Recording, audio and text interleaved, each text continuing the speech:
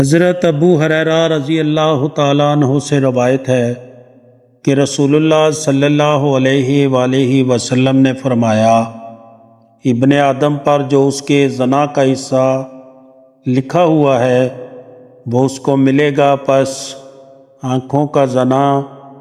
غیر محرم عورت کو برے ارادے سے دیکھنا ہے، کانوں کا زنا غیر محرم عورت سے شہوت انگیز باتیں سننا ہے، زبان کا زنا غیر محرم عورت سے شہوت انگیز باتیں کرنا ہے، ہاتھوں کا زنا غیر محرم عورت کو برے ارادے سے چھونا ہے، پاؤں کا زنا بدکاری کی طرف جانا ہے، دل زنا کی خواہش کرتا ہے